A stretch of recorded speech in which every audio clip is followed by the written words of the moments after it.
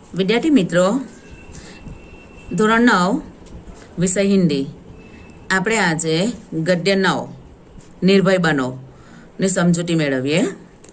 તો નિર્ભય બનો ગદ્યના લેખક છે ફણીશ્વરનાથ રેણુ.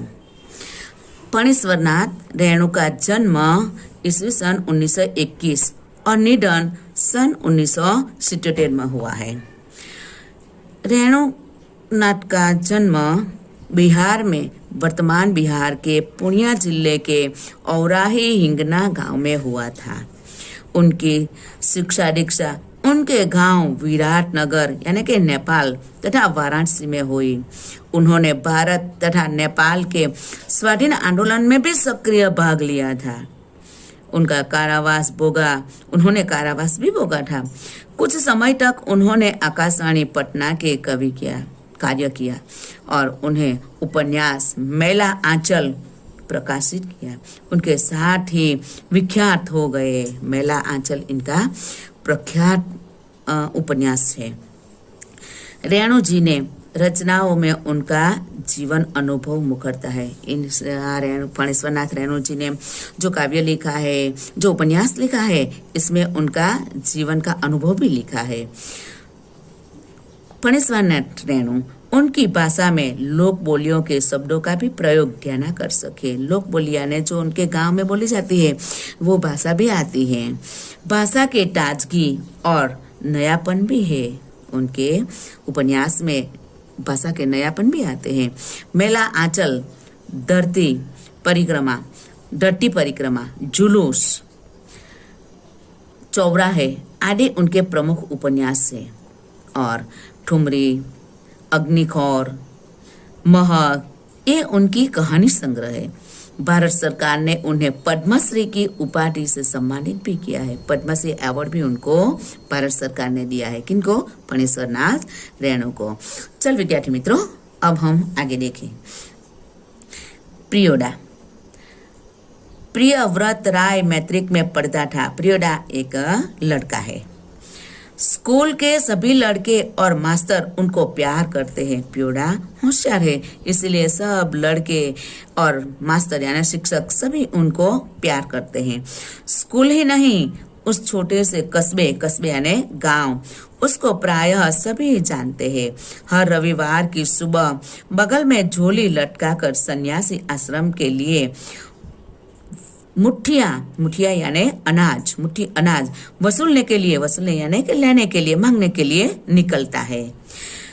कभी अकेला, कभी साथियों के साथ. स्कूल का कोई छात्र या शिक्षक बीमार पड़ता है तो प्रियोदा अपनी टोली के साथ उनके घर हाजिर रहता है. हॉस्टल में रहते हैं तो छात्र यानी कि विद्यार्थी या शिक्षक कोई भी बीमार होते हैं तो उनकी टोलकी लेकर वो वहां पर पहुंच जाता है. कौन? प्रियोदा, उनकी सेवा करने के लिए. जब तक रोगी भला चंगा न हो जाए, चंगा यानी अच्छा, उनका दल सेवा में जुटा रहता है. जो अच्छा ठीक न हो जाता विद्यार्थी यानी शिक्षक, वहां तक वो उनकी सेवा करते रहते हैं. रवि और कालू प्रियोदा के दल में हैं. दल यानी कि समूह, उनका ग्रुप. उन लोगों ने मनमोहक को भी अपने साथ प्रियोदा के दल में शामिल कर लिया है. हर शनिवार की परमान के उस पर पार बालूचर पर प्रियोदा के दल के सदस्य स्कूल की छुट्टी के बाद जमा होते हैं. बालूसर एक स्थल है. इन पर छुट्टी के दिन यानी कि शनिवार को सब उनका दल यानी पोतानु ग्रुप भेगा थता. खेल कूद, गाने बजाने के अलावा प्रियोदा दुनिया भर की खबर सुनाते हैं.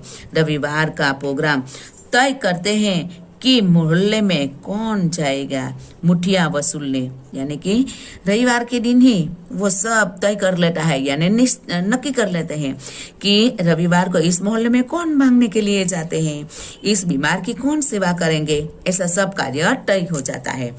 किस बीमार को सेवा करने कौन कौन जाएगा ये सब नक्की कर लेते हैं.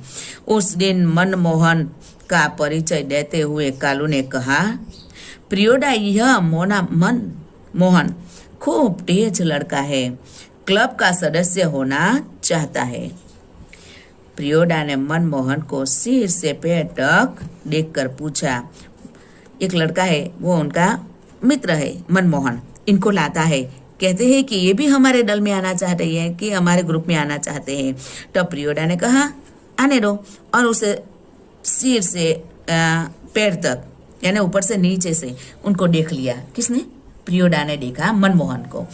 भारतवर्ष के एक ऐसे आदमी का नाम लो जिसे लोग भगवान का अवतार समझते हैं। ये प्रियोडा मनमोहन को सवाल करता है, प्रश्न पूछता है। कौन सा प्रश्न पूछता है? कि भारतवर्ष से ऐसे आदमी का नाम लो कि जिसे भगवान का अवतार समझते हैं। और मनमोहन ने जवाब दे दिया, महात्मा गांधी।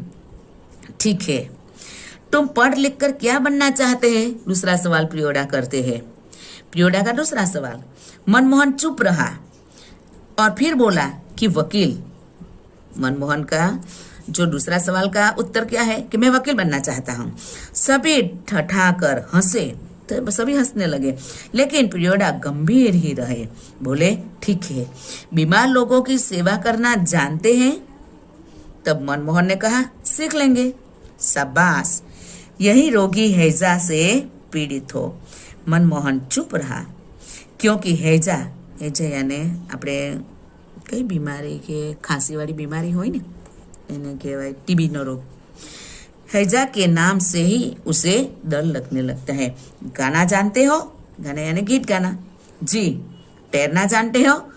पानी में तरवानो। तो उसने कहा कि जी नहीं।